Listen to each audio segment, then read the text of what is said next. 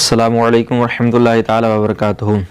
اگر کسی بستی میں مسجد بن رہی ہے اور مسجد بننے کے ساتھ ساتھ میں اس کا چندہ ہو رہا ہے، یعنی بہت جگہوں پہ ایسا ہوتا ہے کہ بستی میں بھی چندہ ہوتا ہے اور بستی کے باہر بھی چندہ کیا جاتا ہے۔ اب جب بستی کے باہر چندہ ہو رہا ہے تو جو بستی کے باہر سے چندہ دینے والے ہیں ان میں فرقہ باطلہ میں سے لوگ چندہ دے رہے ہیں۔ فرقہ باطلہ کو یعنی کہ وہابی ہو، کوئی چندہ مسجد میں دے رہا ہو، یا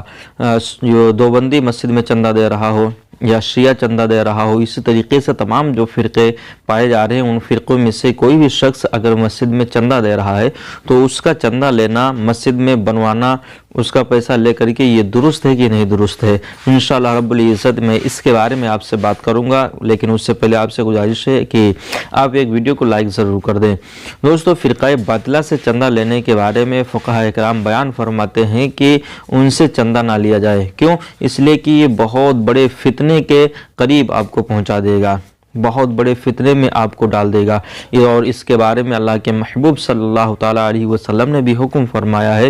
کہ بد مذہبوں کے پاس میں نہ بیٹھو، بد مذہبوں کے پاس میں نہ جاؤ، ان سے سلام کلام نہ کرو، کیونکہ ہو سکتا ہو وہ تمہیں فتنے میں ڈال دیں گے، بہت بڑے فتنے میں تمہیں ڈال دیں گے۔ اور اسی طریقے سے ایک حدیث ہے جس کو حضرت ابو ہریرہ رضی اللہ تعالیٰ عنہ نے روایت کیا ہے کہ فرماتے ہیں اللہ کے محبوب صلی اللہ تعالیٰ علیہ وسلم کہ اگر بد مذہب بیمار پڑ جائے تو اس کی عیادت کو نہ جاؤ، اگر بد مذہب ملے تو اسے سلام نہ کرو، اگر بد مذہب مر جائے تو اس کے وہاں نماز جنازہ کے لیے نہ جاؤ، اگر بد مذہب کے وہاں نماز یعنی کہ کوئی ایسا وقت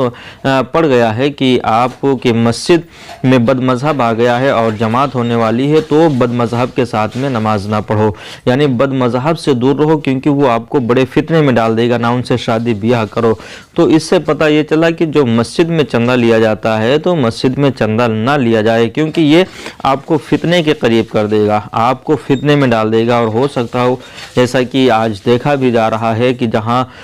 دو گروہ پائے جاتے ہیں، یعنی کہ ایک فرقہ پایا جاتا ہے سنیوں کا اور ایک فرقہ دیوبندیوں کا یا وہابیوں کا پایا جاتا ہے۔ اب اس مسجد اور اس بستی میں مسجد ایک ہے تو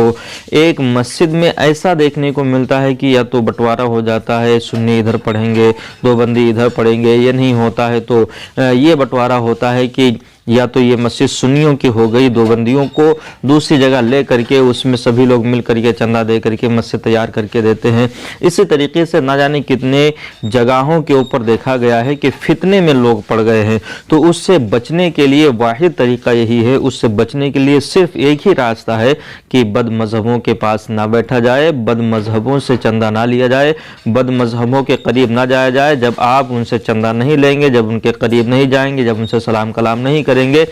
تو ظاہر سی بات ہے آپ فتنے میں نہیں پڑیں گے۔ تو فتنے سے بچنے کے لیے علماء حضرات بیان فرماتے ہیں، گمراہ تاکہ آپ بھی گمراہ نہ ہو جائیں، اس کے لیے بیان فرماتے ہیں کہ آپ ان کے چندے کو نہ لیں۔ اسی طریقے سے شادی بیاہ بھی نہ کریں۔ شادی بیاہ اگر آپ کریں گے تو وہ آپ کے وہاں آئیں گے، کھائیں گے، پیئیں گے، آپ سے سلام کلام کریں گے، اور آپ بھی ان کے وہاں جائیں گے، کھائیں گے، پیئیں گے اور سلام کلام کریں گے۔ تو دوستو، امید ہے جو کچھ میں نے بتایا ہے آپ کی سمجھ میں آ گیا ہوگا۔ تو اگر آپ کی سمجھ میں آیا ہے تو ویڈیو کو شیئر ضرور کریں۔ السلام علیکم ورحمۃ اللہ تعالیٰ وبرکاتہ۔